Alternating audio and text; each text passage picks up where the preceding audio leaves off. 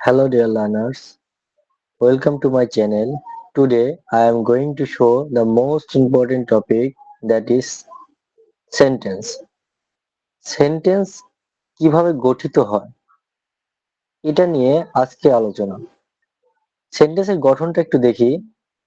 ফার্স্টে subject, verb এবং extension থাকবে। Subject plus verb plus extension থাকবে। এখন এক্সটেনশনের মধ্যে কি কি থাকতে পারে? যেমন অবজেক্ট থাকতে পারে, কমপ্লিমেন্ট থাকতে পারে, অ্যাডভার্বিয়াল অথবা মডিফায়ার থাকবে, এমপিটি থাকবে। এমপিটি বলতে এই অ্যাডভার্বিয়ালই বোঝায়। প্রিপজিশনাল ফ্রেজ থাকতে পারে। তাহলে এইগুলাই হলো একটা সেন্টেন্সের ধরন বা গঠন। আচ্ছা, একটা সেন্টেন্স দেখি, হি পাসড দ্য এক্সাম। এখানে অবজেক্ট আছে। অবজেক্ট কিভাবে আমরা চিনতে পারি? কি বা কাকে দ্বারা প্রশ্ন করলে অবজেক্ট পাওয়া যায়। হি পাসড দ্য এক্সাম, সে কি পাস করলো? সে পরীক্ষায় পাস করলো। আচ্ছা, এরপরে কমপ্লিমেন্ট। কমপ্লিমেন্ট কি? আমরা একটা ক্লাসে বলেছিলাম, আমরা যদি লিঙ্কার উঠাই দিয়ে সমান চিহ্ন দিতে পারি, বসাইতে পারি, তবে সেটা কমপ্লিমেন্ট। যেমন শি সমান এ টিচার, এই শি যে টিচারও সে, এটা হলো কমপ্লিমেন্ট। দে আর ইঞ্জিনিয়ার, দে আর ইঞ্জিনিয়ার্স, তাহলে এখানে দে যে ইঞ্জিনিয়ার সে, এখানে সমান চিহ্ন দেওয়া যায়, আর উঠাই দিয়ে সমান চিহ্ন দেওয়া যায়, সুতরাং এটা কমপ্লিমেন্ট। এরপরে হি বিকেম এ লিডার, এখানে বিকেম উঠাই দিয়ে সমান চিহ্ন দেওয়া যায়, হি সমান এ লিডার। আশা করি বুঝতে পেরেছি। ওকে, তারপর দেখবো অ্যাডভার্বিয়াল অথবা মডিফায়ার অথবা এমপিটি। এটা কিভাবে সেন্টেন্সে ব্যবহৃত হয়? এটা এমপিটি, প্রথমে এমপিটি বলতে কি বোঝায়? Manner, place, time. Manner, place, time. একটা সেন্টেন্স এখানে দিয়েছি, সেটা হলো she work diligently at the office last week. সে গত সপ্তাহে অফিসে যত্ন সহকারে কাজ করেছিল। এই যে এখানে ডিলিজেন্টলি একটা ম্যানার, যত্ন সহকারে, কিভাবে যত্ন সহকারে। তারপরে প্লেস, অ্যাট দ্য অফিস, কোথায়? প্লেস। তারপরে টাইম, লাস্ট উইক, কখন? Last week, last week. তাহলে এখানে প্রথমে কিভাবে দ্বারা প্রশ্ন করলে ম্যানার পাওয়া যায়, তারপরে কোথায় দ্বারা প্রশ্ন করলে প্লেস পাওয়া যায়, তারপরে সময় মানে কখন দ্বারা প্রশ্ন করলে সময় পাওয়া যায়। আশা করি এটা বুঝতে পেরেছি। একইভাবে the car run slowly on the highway at 3 PM, এখানে স্লোলি একটা ম্যানার। তারপরে এইটা হলো অ্যাডভার্বিয়াল। এই সম্পূর্ণটুকু মিলে বলে অ্যাডভার্বিয়াল, এই সম্পূর্ণটুকু মিলে বলা হয় অ্যাডভার্বিয়াল। আশা করি বুঝতে পেরেছি। ম্যানার, প্লেস, টাইম, এই তিনটা মিলে হয় অ্যাডভার্বিয়াল। ওকে, তাহলে এটাই হলো সেন্টেন্সের ধরন। আর এই যে প্রিপজিশনাল ফ্রেজ কি? এই যে এরকম আছে, অন দা ওয়ে, এটা প্রিপজিশনাল বলা যেতে পারে।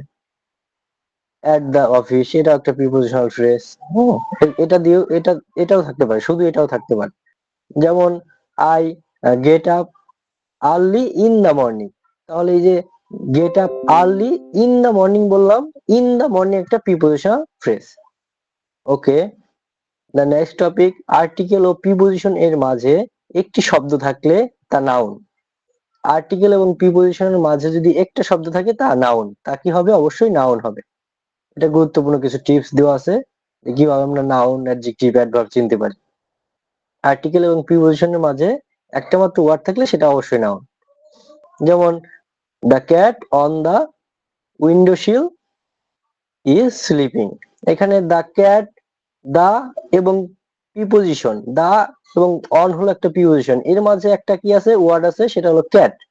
তাহলে দা এবং অন প্রিপজিশনের মাঝে মানে অন এর মাঝে কি আছে? একটা, সেটা হলো ক্যাট। এই ক্যাট হলো একটা নাউন। আশা করি বুঝতে পেরেছি।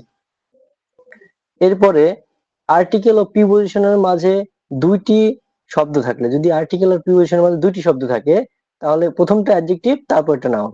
এই যে the old book on the sale is interesting, সেখানে দা এবং অন একটা প্রিপজিশন, দা হলো একটা আর্টিকেল, অন হলো একটা প্রিপোজিশন, এর মাঝে কয়টা শব্দ আছে? দুইটা শব্দ। তাহলে প্রথমটা হবে অ্যাডজেক্টিভ, এই ওল্ড হলো এখানে অ্যাডজেক্টিভ, আর বুক হলো নাউন। আশা করি বুঝতে পেরেছি। তারপরে আর্টিকেল ও প্রিপোজিশনের মাঝে তিনটি শব্দ থাকলে প্রথমটা অ্যাডভার্ব, তারপর অ্যাডজেক্টিভ, তারপর নাউন। যেমন দা একটা আর্টিকেল, ইন একটা প্রিপোজিশন। এর মাঝে কয়টা শব্দ? একটা, দুইটা, তিনটা। ভেরি একটা শব্দ, বিগ একটা শব্দ, আর হাউস একটা শব্দ। এই তিনটে শব্দ। তাহলে প্রথমটা হবে অ্যাডভার্ব। প্রথমটা কি? অ্যাডভার্ব। অ্যাডভার্ব, প্রথমটা অ্যাডভার্ব, তারপরেরটা হলো অ্যাডজেক্টিভ, তারপরেরটা অ্যাডজেক্টিভ, দেন তারপরেরটা নাউন। আশা করি এটা সবারই ক্লিয়ার। মনে রাখতে হবে আর্টিকেল ও প্রিপোজিশন এর মাঝে অ্যাডভার্ব, অ্যাডজেক্টিভ ও নাউন থাকলে এই তিনটি শব্দ মিলে একসাথে নাউন। এই যে যে দা ভেরি বিগ হাউস, এই তিনটা মিলে একটা নাউন। যে খুব বড় বাড়ি, একটা নাউন। এই আলাদা আলাদা শব্দ, এটা অ্যাডভার্ব, এটা অ্যাডজেক্টিভ, তারপর এটা নাউন, এগুলা কি একসাথে? এটা নাউন, নাউনের কাজ করবে। আবার অ্যাডজেক্টিভ ও নাউন থাকলে এই দুইটা মিলে শব্দ মিলেও হবে নাউন। এই যে অ্যাডজেক্টিভ, ওল্ড একটা অ্যাডজেক্টিভ, বুক একটা নাউন, এই দুইটা মিলে কি হবে? এটা নাউন, একত্রে এটা নাউন। যে ওল্ড বুক মানে পুরনো বই। ওকে, থ্যাংক ইউ সো মাচ। আশা করি আমরা আজকের ক্লাসটা ভালোভাবে বুঝতে পেরেছি। পরবর্তী কোনো টপিক নিয়ে আবার হাজির হব। ততক্ষণ সুস্থ থাকবে, ভালো থাকবে। Thank you.